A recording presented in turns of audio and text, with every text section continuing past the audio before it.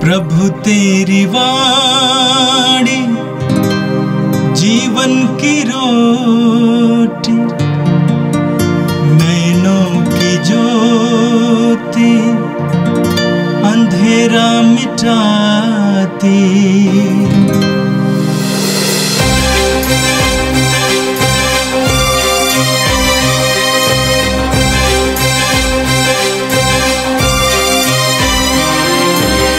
प्रभु तेरी वाणी जीवन की रोटी, नैनों की ज्योति अंधेरा मिटाती।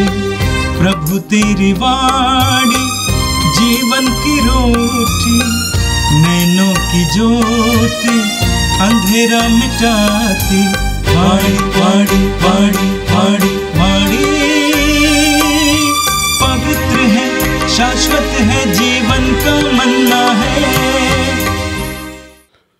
9 फरवरी बृहस्पतिवार। पहला पाठ उत्पत्ति ग्रंथ अध्याय 2 पद संख्या 18 से 25 तक। प्रभु ने कहा, अकेला रहना मनुष्य के लिए अच्छा नहीं, उसके लिए एक उपयुक्त सहयोगी बनाऊंगा। तब प्रभु ने मिट्टी से पृथ्वी पर के सभी पशुओं और आकाश के सभी पक्षियों को गढ़ा, और यह देखने के लिए कि मनुष्य उन्हें क्या नाम देगा। वह उन्हें मनुष्य के पास ले चला, क्योंकि मनुष्य ने प्रत्येक को जो नाम दिया होगा वही उसका नाम रहेगा। मनुष्य ने सभी घरेलू पशुओं, आकाश के पक्षियों और सभी जंगली जीव जंतुओं का नाम रखा, किंतु उसे अपने लिए उपयुक्त सहयोगी नहीं मिला। तब प्रभु ईश्वर ने मनुष्य को गहरी नींद में सुला दिया, और जब वह सो गया तो प्रभु ने उसकी एक पसली निकाल ली और उसकी जगह को मांस से भर दिया। इसके बाद प्रभु ने मनुष्य से निकाली हुई पसली से एक स्त्री को गढ़ा और उसे मनुष्य के पास ले गया। इस पर मनुष्य बोल उठा, यह तो मेरी हड्डियों की हड्डी है और मेरे मांस का मांस। इसका नाम नारी होगा, क्योंकि यह तो नर से निकाली गई है। इस कारण मनुष्य अपने माता पिता को छोड़ेगा और अपनी पत्नी के साथ रहेगा, और वे दोनों एक शरीर हो जाएंगे। वह मनुष्य और उसकी पत्नी दोनों नंगे थे, फिर भी उन्हें एक दूसरे के सामने लज्जा का अनुभव नहीं होता था। यह प्रभु की वाणी है। संत मार्कुस के अनुसार पवित्र सुसमाचार अध्याय 7 पद संख्या 24 से 30 तक। वहाँ से विदा होकर यीशु तीरुस और सीदोन प्रांत चले गए। वहाँ वह किसी घर में ठहरे और यह चाहते थे कि किसी को इसका पता न चले, किंतु वह अज्ञात नहीं रह सके। एक स्त्री ने, जिसकी छोटी लड़की को अशुद्ध आत्मा लगा था, तुरंत ही उसकी चर्चा सुनी और वह उसके पास आकर उनके चरणों पर गिर पड़ी। वह स्त्री गैर यहूदी थी। वह तो जन्म से शुरफिकनी की थी। उसने यीशु से विनती की थी कि वह उसकी बेटी से अबदूत को निकाल दे। यीशु ने उससे कहा, पहले बच्चों को तृप्त हो जाने दो। बच्चों की रोटी लेकर पिल्लों के सामने डालना ठीक नहीं है। उसने उत्तर दिया, जी हाँ प्रभु, फिर भी पिल्ले मेज के नीचे बच्चों की रोटी का चूर खाते हैं। इस पर यीशु ने कहा, जाओ, तुम्हारे जैसा कहने के कारण अवधूत तुम्हारे बेटी से निकल गया है। अपने घर लौटकर उसने देखा कि बच्ची खाट पर पड़ी हुई है और अवधूत उसमें से निकल चुका है। यह प्रभु का दिव्य सुसमाचार है। क्रिस्त प्रभु की जय। प्यारे भाई और बहनों, आज का प्रथम पाठ हमने उत्पत्ति ग्रंथ से सुना है। आज का पाठ का सारांश तो यही है, ईश्वर ने सारी सृष्टि करने के बाद, हर दिन सृष्टि के बाद ईश्वर को अच्छा लगा। हाँ, और हम पढ़ते हैं कि ईश्वर ने मनुष्य की भी सृष्टि की। और मनुष्य आदम अकेले था। तब ईश्वर ने सोचा आदम अकेले हैं, उसके ईश्वर को अच्छा नहीं लगा। इस कारण ईश्वर ने आदम के लिए एक सहयोगी बनाने की निश्चय किया और प्रभु ने मिट्टी से पृथ्वी पर के सभी पशुओं, आकाश के सभी चिड़िया पक्षियों को सबको बनाया और उसको मनुष्य के पास ले आया। ईश्वर चाहता था कि मनुष्य उसको नाम दे, क्योंकि मनुष्य का अधिकार इस पक्षियों और सारी सृष्टियों पर प्रभु ने दिया है। ईश्वर ने मनुष्य के लिए कोई सहयोगी नहीं देखा, इसलिए ईश्वर ने सोचा कि एक सहयोगी बनाओ। और उसने मनुष्य को एक गहरी नींद में सुला दिया। और जब वो सो गया तो प्रभु ने उसकी एक पसली निकाल दी और उसके जगह से मांस से भर दिया और उस पसली से ईश्वर ने एक नारी को बनाया। ये सृष्टि का जो पाठ हम सुन रहे हैं, ये ऐतिहासिक पाठ नहीं है, तो हिस्टोरिकल नहीं है, ना तो ये तो साइंटिफिक है, परंतु ये थियोलॉजिकल है।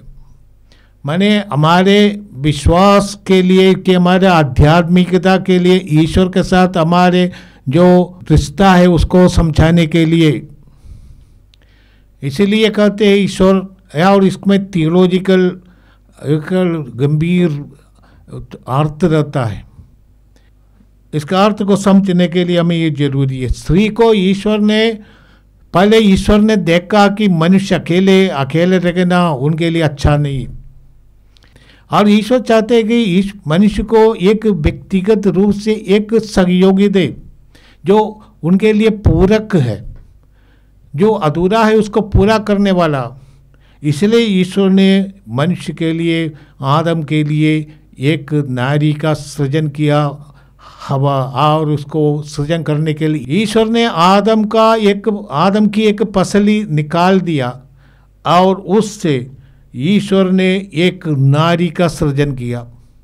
इसका अर्थ है कि नारी और नर, स्त्री और पुरुष, पति और पत्नी एक दूसरे का पूरक है, और पत्नी का जगह पति के दिल में है और उनके बराबर का है, क्योंकि वो मिट्टी से बनाया गया नहीं, मनुष्य के एक पसली से बनाया। ईश्वर ने मनुष्य के पसली से नारी का सृजन किया। कहते हैं कि वो दूसरे कोई प्राणी के बराबर नहीं है मनुष्य के लिए, और ये उत्तम पूरक है। इसलिए ईश्वर ने उसको एक मनुष्य के पसली से बनाकर उसको दे दिया। आदम के लिए पूर्ण रूप से मेल खाने वाली एक पूरक की आवश्यकता थी, और ईश्वर ने उसके लिए, आदम के लिए एक महिला का निर्माण करके वो आदम को दे दिया, ताकि आदम का जीवन साथी बने। आदम के मांस के एक हिस्से से बना है, इसीलिए आदम के लिए वो किसी भी प्रकार अन्य नहीं, पत्नी पति के लिए किसी भी प्रकार अन्य नहीं होता, वो उनके जीवन का हिस्सा है, एक ही शरीर से बना है, इसीलिए उनकी जिंदगी में उसका स्थान महत्वपूर्ण रहता है। और ईश्वर ने नर और नारी को एक साथ लाया, जोड़ दिया।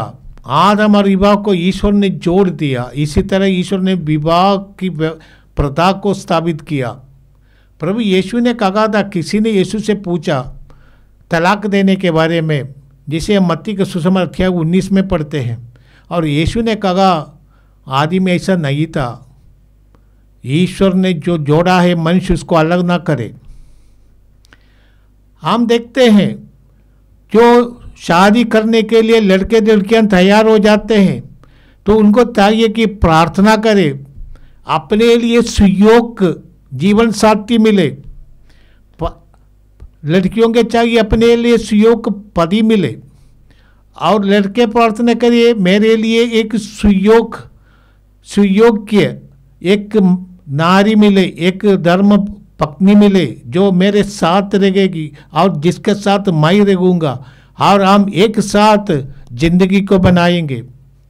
ऐसे प्रार्थना करने की जरूरत है, क्योंकि ईश्वर ने हमारे लिए जिनको चुनकर रखा उससे पाना जरूरी है, इसीलिए प्रार्थना करना पड़ता है। नर और नारी एक दूसरे का पूरक है, इसीलिए समझदारी से प्रेम से एक साथ हमारे जिंदगी को बिताना पड़ता है। जो विभाग जीवन को अपनाते हैं, विभागित है, उनके लिए एक आशीष होता है, जीवन साथी एक आशीष होता है, और इस वजह से हम पूर्णता प्राप्त कर सकते हैं। हमें यह भी समझना चाहिए, सबसे पहला मानव सामाजिक संस्था शादी है। प्रभु ईश्वर ने ही इसको स्थापित किया और जीवन साथी के रूप में एक नारी को दिया। आजकल लोग अपने को आज़ाद समझते हैं और स्ववर्ग शादी होती है, सेम सेक्स मैरिजेस और लिविंग टुगेदर, ये इत्यादि इत्यादि आज का जो है ये सब व्यक्ति अपने आज़ादी के नाम पर ये सब करते हैं। हमारी आज़ादी की सीमा रहती है और ये आज़ादी ईश्वर के इच्छा के अनुरूप चलना चाहिए, नहीं तो हम बहुत बड़े बड़े खतरे में पड़ सकते हैं। मनुष्य को ईश्वर ने आज़ाद बनाया, मनुष्य की आज़ादी का सम्मान ईश्वर करते हैं। आदम बाबा को और इवा को आज़ादी दिया था, इसलिए वो पाप कर दिया, इसका दुरुपयोग हुआ था। यूदास आज़ाद था, इसलिए उसने यीशु को बेच दिया 30 सिक्के के लिए। मनुष्य भी ऐसे कर सकते हैं, क्योंकि ईश्वर हमें आज़ाद बनाया है, परंतु हमें अपनी आज़ादी का सही इस्तेमाल करना है, जिससे अच्छा गुण हो जाए, बर्बादी नहीं। और शादी विवाहित लोगों के लिए संपत्ति से ज़्यादा जीवन साथी प्रदान है, मुख्य है। संपत्ति के पीछे नहीं जाने का, परंतु ईश्वर ने जिस साथी को आपको दिया है और उसके साथ रहना, और एक दूसरे के लिए जीना। शादी का अर्थ ये नहीं है कि केवल जीवन साथी, शादी का अर्थ ये है एक साथ हो जाना, एकता, मन शरीर आत्मा और साइकोलॉजिकल मनोविकारों का भी एकता, हर प्रकार की एकता से ही विवाहित जीवन आशीष बन जाता है। जब इसमें स्वार्थ आ जाता है, जो या इंडिविजुअलिज्म आ जाता है, व्यक्तिवाद, तब ये टूट सकता है। इसलिए एक कृपा जो मिला है, जो आशीष प्रभु ने दिया है, उसका सही इस्तेमाल करें। जब आदम अकेले था, उनको अकेलेपन की एक अनुभूति नहीं हुई थी। आदम ने कहीं नहीं ईश्वर से कहा मैं अकेले हूँ, मुझको साथी दो, क्योंकि आदम ईश्वर के संगति में थे। जो अविवाहित है, जो अपने को ईश्वर की सेवा में समर्पित है, उनके लिए भी एक लेसन इससे मिलता है। उनको चाहिए ईश्वर से जुड़े रहे। जैसे आदम सृष्टि के शुरू में ईश्वर से जुड़े रहे थे और उनको कभी भी अगलेपन का अनुभूति नहीं हुआ। जो कोई समर्पित है, उनको चाहिए कि ईश्वर से जुड़े रहे। ईश्वर से जुड़े रहने के कई तरीका है, केवल प्रार्थना नहीं। प्रार्थना एक विशेष तरीका है, परंतु इसके अलावा ईश्वर की सेवा में लग रहना, ईश्वर की जनता की सेवा में लग रहना, और जीवन में कोई और कुछ भी नहीं, जो कुछ करता है यीशु के नाम पर करना। जैसे पौलुस कहते आप जो कुछ करें वो यीशु के पवित्र नाम पर करें। और संत तेरेसा लिटिल फ्लावर हमें ये सिखाया है, जो कुछ हम करते हैं प्रेम से करें, यीशु के महिमा के लिए करें, यीशु के प्रति प्रेम से करें। अविवाहित लोगों के लिए यही है। यही ये रास्ता। और ये आदम बाबा के लिए पहले उपलब्ध था, परंतु सदा वो ऐसा नहीं करता होगा, इसलिए ईश्वर ने उनको एक साथी दी। हम धन्यवाद देते हैं आज के पाठ के लिए। आज सब विभागित लोगों के लिए ये मार्रियज एक प्रकार का अनुग्रह आशीष बने। आज के सुसमाचार में हम पढ़ते हैं यीशु अभी यहूदियों की राज्य की सीमा के बाहर चले जाते हैं। यीशु तीरूस और सीदोन प्रांत चले गए। वहाँ पर यीशु केवल यहूदियों के लिए नहीं था, इसलिए यीशु गैर यहूदियों के प्रदेश में चले जाते हैं। यीशु अपने को ज़्यादा प्रकट करना नहीं चाहते थे क्योंकि भीड़ भाड़े बहुत हो जाता है। फिर भी एक स्त्री ने सुना यीशु एक घर में आए हैं, इसलिए वो चली जाती है। लूकस के सुसमाचार के अनुसार ऐसा ये स्त्री वहाँ पर जाती है। वो अपने बेटी जो अवधूत ग्रस्त है उनको चंगाई प्राप्त करना चाहती है, परंतु ये गैर यहूदी स्त्री है। ये फिनिकी माने एक कनानाइट स्त्री है, गैर यहूदी है, गैर विश्वासी है। परंतु ये यीशु चमत्कार करेंगे विश्वास के साथ आई थी और उसने सुना कि शैतान की सेना को यीशु ने निकाल दिया था। जो अवधूत ग्रस्त व्यक्ति जिसमें सेना थी, और सेना को निकालने वाले यीशु एक अवधूत को अपनी बेटी से निकाल सकता है, जरूर निकाल सकता है। वो समझती थी इसलिए आती है, चिल्लाती है। परंतु यीशु पहले उनके लिए कोई आशीष देना नहीं चाहते, ऐसा दिखाई देते थे। यीशु ने कहा बच्चों की रोटी लेकर पिल्लों को नहीं दिया जाता है। शायद अपमानजनक एक बात है, यीशु से मुख से ये निकला। हमें समझना चाहिए कि यहूदी दूसरे लोगों को, जो गैर यहूदी है, उनको कुत्ता मानते थे। कुत्ता जो कुछ खाता है, जो कुछ मिलता है कुत्ता खाता है, इसलिए यहूदी दूसरे लोगों को कुत्ता ही बोलते थे क्योंकि अशुद्ध अच्युत। यीशु ने औरत को कुत्ता नहीं बोला। यीशु ने कहा बच्चों की रोटी लेकर पिल्लों को नहीं देता। इसका अर्थ है चंगाई देना, वरदान देना, ये बच्चों के लिए आशीष है। बच्चों का ये आशीष विश्वासियों के लिए आशीष है, और ये आशीष गैर विश्वासियों के लिए कैसे दिया जाएगा? यीशु ने गैर विश्वासियों को भी आशीष दिया है, परंतु यीशु ने पहले उनका विश्वास को देख लिया। जैसे शतपदी आया था यीशु के पास, शतपदी का जो नौकर गंभीर रूप से बीमार था, उस आकर यीशु से कहा आप मत आइए, आप केवल ये शब्द बोलिए, मेरा सेवक चंगा हो जाएगा। यीशु ने कहा मैंने कभी भी इस्राएल में भी इतना विश्वास नहीं देखा, जैसे तुम्हारा विश्वास है ऐसा हो जाए। हम जानते हैं शतपदी का नौकर चंगा हो गया। उसी तरह ही कनानी स्त्री, उसका विश्वास को यीशु परखना चाहते थे, इसलिए यीशु ने ये कहा। तब उस नारी ने अपना विश्वास प्रकट किया, कहा ए प्रभु, जी हाँ प्रभु, फिर भी पिल्ले मेज के नीचे बच्चों की रोटी का चूर खाते हैं। इसलिए उसका विश्वास देखकर, जैसे मत्ती के समय में यीशु कहे ये स्त्री तेरा विश्वास महान है, ऐसे विश्वास मैंने पूरे इस्राएल में नहीं देखा। इस स्त्री का विश्वास देखकर यीशु उनके लिए चंगाई का वरदान देते, कहते तेरी बेटी अभी चंगा हो गई है, तुम जाओ अपने घर जाओ। और ये घर जाती है, देखती है अपनी बेटी को चंगाई मिली है और स्वस्थ हो गई है। प्यारे भाई और बहनों, हम प्रार्थना करिए, हमारे ईश्वर दयालु है, सबों पर दया करने वाला है। ईश्वर ने परिवार की स्थापना की, जैसे हमने पहला पाठ में सुना, अपने परिवारों के लिए प्रार्थना करें, पति पत्नी के लिए प्रार्थना करें, पति पत्नी एक दूसरे के लिए आशीष बन जाए। परिवार की आशीष का ये स्रोत है उनकी एकता, उनके बीच का प्रेम, और एक स्वार्थ के परे होकर, स्वार्थी नहीं, परिवार में स्वार्थ का कोई अंश ही न पड़े, परंतु निस्वार्थ होकर एक दूसरे का वो पूरक बने, एक दूसरे का जीवन साथी बने।